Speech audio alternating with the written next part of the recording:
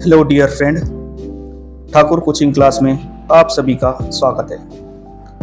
Dear friend, आज हम Maharashtra state board class 6 subject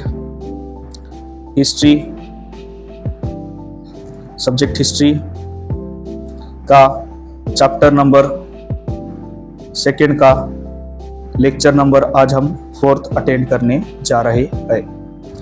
dear friend, इस पर्टिकुलर चैप्टर नंबर 2 का ये जो हमारा लेक्चर नंबर 4th होने वाला है, ये इस पर्टिकुलर का आखिरी लेक्चर होने वाला है फ्रेंड। अब हम इस पर्टिकुलर हिस्ट्री सब्जेक्ट के लेक्चर सीरीज में जब हम आपको नेक्स्ट लेक्चर में मिलेंगे तो एक नए टॉपिक, नए कंसेप्ट के साथ मिलने वाले। ठीक है फ्रेंड, अब ये जब मैं लेक्चर आपको सिखाना स्टार्ट करूं या टीच करना आपको जब स्टार्ट करूं तो आप मोस्ट इम्पॉर्टेंट फ्रेंड एक बात मैं आपसे कहना चाहूँगा कि आप अपने क्लास की टेक्स्ट बुक आप अपने साथ में रखें, ताकि जो आपको कंसेप्ट ऑफ नॉलेज दिया जा रहा है, सिखाया जा रहा है या समझाया जा रहा है, आप उसको बेटर अंडरस्टैंड करें या आपको बेटर अंडरस्टैंड हो। उसके बाद में फ्रेंड आप अपने क्लास की नोटबुक भी आप अपने साथ में रखें, ताकि जो पर्टिकुलर पॉइंट आपको समझ में नहीं आ रहे हैं या आपको समझने में दिक्कत हो रही है तो उसमें आप नोट डाउन करते चले या उसको रिकॉर्ड करते चले, ताकि एग्ज़ाम के सामने आपको दिक्कत ना हो।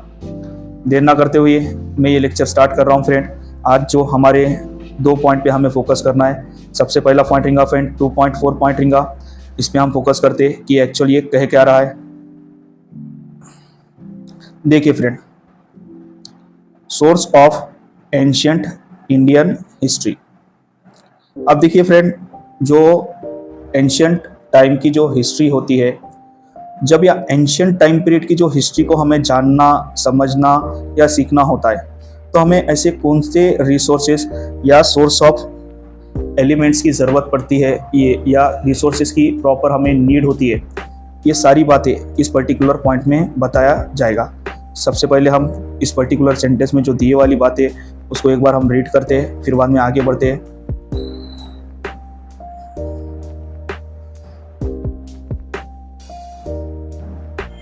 देखिए friend, the ancient period of Indian history extend from stone age to the 8th century CE। अब देखिए फ्रेंड, जो एंशियंट हिस्ट्री है या जो उसका एंशियंट हिस्ट्री का टाइम पीरियड, ऐसा कहा जाता है कि जो स्टोन एज है ना फ्रेंड, लाइक दैट आपने पढ़ा भी होगा स्टोन एज किसे कहते हैं, जो हमें बताया गया था क्लास 5th में, हमने इसके बारे में पर्टिकुलरली पढ़ा भी है। चाहे तो आप वो लेक्चर भी देख सकते हैं या उस लेक्चर को भी आप अटेंड करके समझ सकते हैं स्टोन एज एक्चुअल में क्या है। जो ये स्टोन एज का पीरियड है या उससे भी बिफोर का जो टाइम पीरियड रहता है फ्रेंड, तो कहां तक, 8th सेंचुरी AC तक। मतलब कि हम कह सकते हैं जो 700 AD या CE का जो टाइम पीरियड है, यहां तक का जो टाइम रहेगा उसे इसके आगे का जो टाइम रहेगा 700, 1, 2, 3 सो ऑन, जो टाइम रहेगा उसे एंशियंट हिस्ट्री टाइम कहा जाता है फ्रेंड। अब ये देखिए, पहले मोस्ट इंपॉर्टेंट एक तो बात हमारी क्लियर हो गई कि एंशियंट टाइम कहाँ से कहाँ तक होता है, ये हमारे को प्रॉपर एक हिंट मिल गई वाली है। उसके बाद में देखिए, we learn about the stone age period of Indian history through archaeological excavations, since script had not developed at that time or no written sources are available। जब देखिए फ्रेंड, हमारे जो आर्कोलॉजिकल और सर्वे डिपार्टमेंट के जो हिस्टोरियंस है या जो हिस्ट्री पे स्टडी करने वाले जो आर्कोलॉजी डिपार्टमेंट के जो रिसर्चर है, उन्होंने जब एंशियंट इंडिया में स्टोन एज के जब एक्सकेवेशंस किए थे तो दैट टाइम उन्हें जो अलग अलग तरह के पॉट्स, अलग अलग तरह के कर्व एंड कर्वेचर के जो एविडेंस मिले थे, दैट टाइम कोई भी एक प्रॉपर राइटिंग सोर्स नहीं मिला था। अब हम कह सकते कि वो टाइम ये अगर से जो राइटिंग सोर्स हमें दैट टाइम नहीं मिले हैं, हम कह सकते कि स्टोन एज का जो ह्यूमन है या जो स्टोन एज के टाइम पे के जो हमें एविडेंस मिले हुए हैं वो एविडेंस के बिहाफ पे कह सकते कि हम उन्होंने राइटिंग सीखी नहीं थी। पर फ्रेंड अब यहाँ पे हाउएवर, अब देखिए यहाँ पे कह रहा है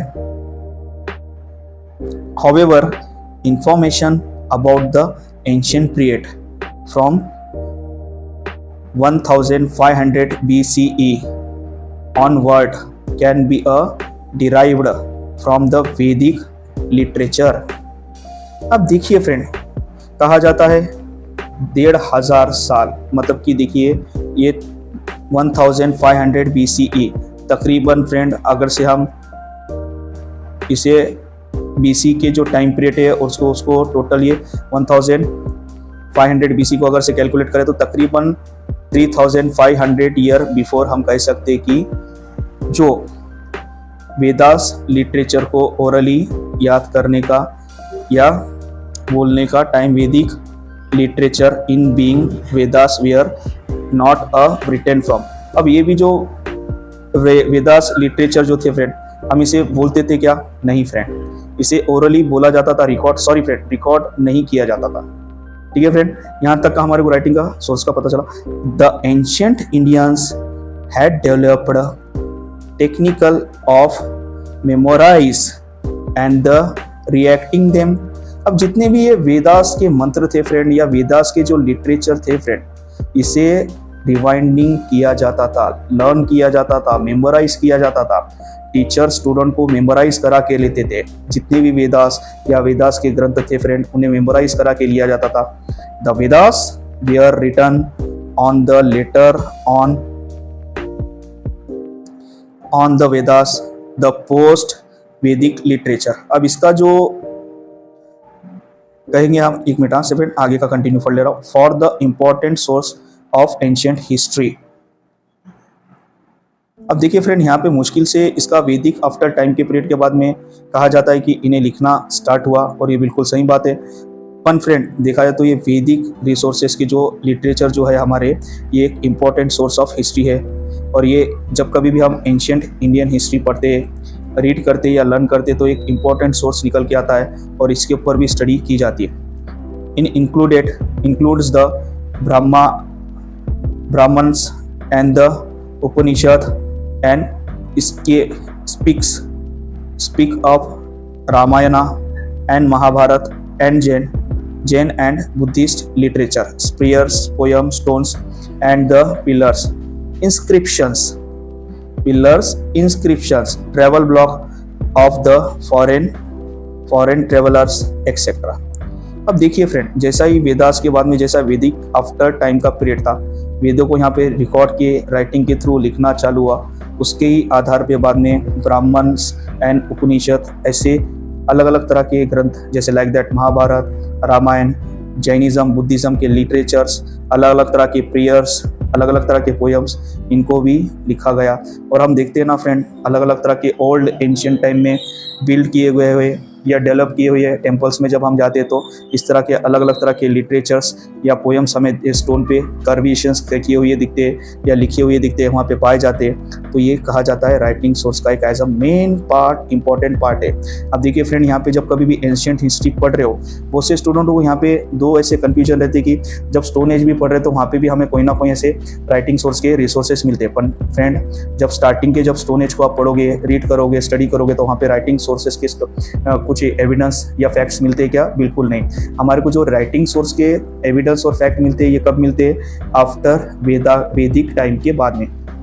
क्यों फ्रेंड? क्योंकि जितने भी वैदिक टाइम पीरियड था या वैदिक लिटरेचर का जो टाइम था फ्रेंड, वहाँ पे टीचर स्टूडेंट को वेदास के, उपनिषद के या वेदास के जो मंत्र थे फ्रेंड, या वेदास के अलग अलग जो प्रेयर थे, उसे क्या किया जाता था? मेमोराइज करा के लिया जाता था। इस तरह से पूरा एक साइकिल चलता था। फिर उसके बाद में आफ्टर टाइम वेदास इन्हें क्या किया गया फ्रेंड? लिखना भी स्टार्ट किया गया, राइटिंग सोर्सेस ये स्टार्ट किए गए। फिर उसी के बाद में अलग अलग तरह के उपनिषद लिखे गए, रामायण लिखा गया, महाभारत लिखा गया, जैन बुद्धिज्म के लिटरेचर्स लिखे गए, अलग अलग तरह के प्रेयर्स यानी कि प्रार्थनाएं लिखे गए, पोएम्स लिखे गए। ये सभी हमें एक स्टोन पे या पिलर्स के इंस्क्रिप्शंस पे, कर्वेशंस पे कोरे वाले दिखने को मिलते हैं। या फिर जो अलग अलग तरह के जो फॉरेनर जो ट्रैवल ब्लॉग्स आए थे, तो उनके जो रिकॉर्डेड किए वाली चीज़ें, ये सभी में हमें राइटिंग के प्रमाण मिलते हैं एंशिएंट टाइम के। ठीक है friend, we also learn about ancient Indian history through the material. ठीक है फ्रेंड, जब कभी भी हमें इस तरह के एंशियंट इंडियन हिस्ट्री पढ़नी होती है तो इस तरह के मटेरियल की हम हेल्प लेते हैं और सहारा लेते हैं। Source like archaeological remains, ancient monuments and coins found in the excavations. और इसके अलावा भी जो कहा जाता है आर्कोलॉजिकल ऑफ सर्वे को अलग अलग तरह के कॉइन्स भी मिलते हैं और वो कॉइन्स के बिहाफ पे भी आप जो है आर्कोलॉजिकल के सर्वे के आधार पे एंशियंट टाइम के जो कॉइन मिलते हैं ना, ये भी एक एज अ मेन पार्ट है जो एंशियंट हिस्ट्री को आप पढ़ सकते हो और लिख सकते हो। अब देखिए फ्रेंड, यहाँ पे हमें मोस्ट इंपॉर्टेंट जो लास्ट पॉइंट है इसके ऊपर मैं फोकस करना चाहूँगा, बताना चाहूँगा। देखिए 2.5 precautions to be the taken while writing history. अब देखिए यहाँ पे जब कभी भी आप हिस्ट्री लिख रहे हैं या एंशियंट टाइम की आप जब कभी भी हिस्ट्री लिख रहे हैं तो आपको कुछ यकीनी प्रिकॉशंस भी लेना पड़ता है या उसके बारे में सावधानी भी बरतनी पड़ती है या काळजी लेना पड़ता है। मोस्ट इंपॉर्टेंट प्रिकॉशंस क्या लेना पड़ेगा ये हम इसके बारे में पढ़ के लेते हैं। ठीक है फ्रेंड, स्टार्ट कर रहा हूँ। It is necessary to take precautions while using these sources to the right history. A writing document cannot be said to be authentic justice because it is old. It needs to be examined critically as to who wrote it,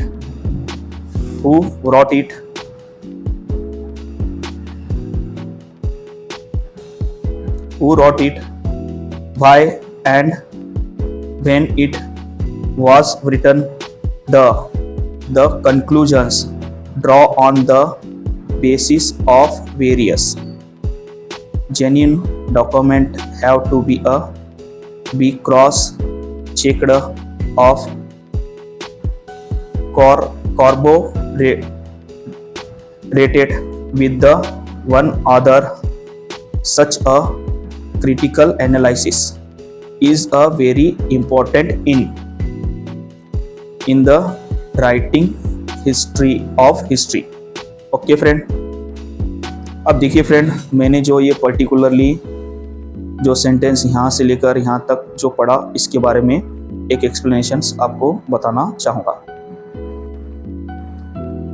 अब देखिए friend, यहाँ पे हमें एक बात बहुत ही most important है जो सीखने और समझने लायक है। अगर से कोई एंशियंट डॉक्यूमेंट हमें, बहुत ही पुराना डॉक्यूमेंट राइटिंग सोर्स का अगर से हमें मिल रहा है, राइटिंग सोर्स का कोई ओल्ड डॉक्यूमेंट हमें मिल रहा है और वो डॉक्यूमेंट, सिर्फ एक बात याद रखिए आप, अगर से वो ओल्ड है और वो पुराना है तो हमें चलेगा क्या फ्रेंड, वो एंशियंट मान लेंगे क्या हम? बिल्कुल नहीं।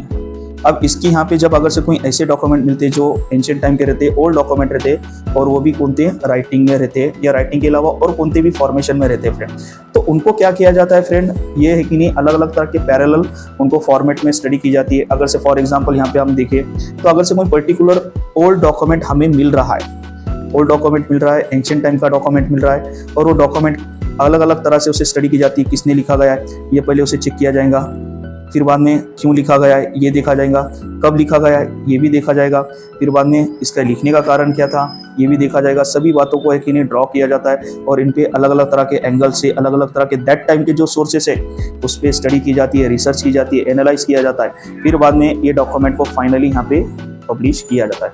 उनती भी देखिए फ्रेंड, यहाँ पे मोस्ट इंपॉर्टेंट बात ये कह रहा है कि प्रिकॉशंस लेना जरूरी है। अगर से कोई भी ऐसे डॉक्यूमेंट मिल जा रहे जो आपको हिस्ट्री के एंशियंट डॉक्यूमेंट से रिलेटेड रह रहे और वो ओल्ड है तो ये चलेगा क्या? नहीं चलेगा। उसको अलग अलग तरह के पैरामीटर्स पे उसको स्टडी की जाती है, चेक किया जाता है, एनालाइज किया जाता है, फिर बाद में उनको एनालाइज करने के बाद में जब अगर से इन केस वो डॉक्यूमेंट लग रहा है कि दैट टाइम की हिस्ट्री से ये मैचेबल है, दैट टाइम की हिस्ट्री से ये कंपेयर करें तो हमें कुछ ना कुछ इसके हिंट मिलते हैं, तभी वो डॉक्यूमेंट को हिस्ट्री के साथ पब्लिश किया जाता है, वरना नहीं। ये बात आप याद रखिए। और यहाँ पे यही कह रहा है, आए दिन ऐसे बहुत से जो डॉक्यूमेंट्स रहते हैं फ्रेंड, एंशियंट टाइम के, ओल्ड टाइम के जो डॉक्यूमेंट मिलते हैं, आए दिन एक्सकवेशंस करने के वक्त या आए दिन समय समय पे कोई भी जो डॉक्यूमेंट मिलते हैं तो उनको पहले प्रॉपर स्टडी किया जाता है फ्रेंड, प्रॉपर रिसर्च की जाती है, उन पे अलग अलग तरह के कॉजेस एंड इफेक्ट को देखा जाता है दैट टाइम के, फिर उससे फाइनली दैट डॉक्यूमेंट को रिलीज किया जाता है और एक इन्हें पब्लिक के सामने रखा जाता है। उसके पहले इसे रखा जाता है क्या, नहीं रखा जाता है, ये हमारे को याद रखना पड़ेगा।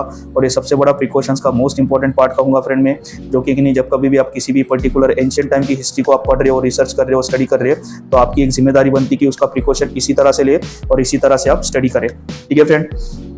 अब यहाँ पे एक बात कह रहा है फ्रेंड, जो कि मैं ट्रांसलेट करके डायरेक्टली बोलूँगा, you have found a old coin. अगर से आपको एक ओल्ड कॉइन मिल गया तो आप क्या करोगे, कीप इट योर सेल्फ, आप अपने पास रखोगे, गिव योर पेरेंट्स, आप अपने पेरेंट्स को दोगे, या उसे give it to the museum, या उसे आप म्यूजियम में दोगे। ये आपके लिए क्वेश्चंस पूछा गया है, ये तीनों चीज़ें आप क्या करोगे, किस तरह से करोगे, ये यहाँ पे आपको बताना है। और देखिए फ्रेंड, अब यहाँ पे एक फाइनली बात कहूँगा कि इसी के साथ साथ आज का जो हमारा पर्टिकुलर लेक्चर है और चैप्टर नंबर 2 है हिस्ट्री का, ये भी आज कंप्लीट होता है। अगर से इस चैप्टर से रिलेटेड या इस लेक्चर से रिलेटेड आपको कुछ डाउट रहता है तो हमें कमेंट भी आप कर सकते हैं। आपके कमेंट का हम हो सके तो रिप्लाई डेफिनेटली करने की कोशिश करेंगे। वीडियो कैसा लगा ये भी हमें आप कमेंट के थ्रू बताइए। उसके बाद में ये वीडियो को लाइक ज़रूर करें भी फ्रेंड। आपके एक लाइक से हमें इस तरह के अलग अलग तरह के एजुकेशनल वीडियो बनाने का इंस्पिरेशन मिलता है, मोटिवेशन मिलता है। प्लीज़ लाइक ज़रूर करें हमारे वीडियो को। उसके बाद में हमारे चैनल को ज़्यादा से ज़्यादा शेयर ज़रूर करें। ऐसे बच्चों के पास जो बड़े से बड़े कोचिंग इंस्टीट्यूट को अफोर्ड नहीं करते, ऐसे स्टूडेंटों के पास आप हमारे चैनल को ज़रूर शेयर करें। और मोस्ट इंपॉर्टेंट फ्रेंड, हमारे चैनल को सब्सक्राइब आप ज़रूर करें। Please subscribe our channel friend. Okay, bye, take care friend.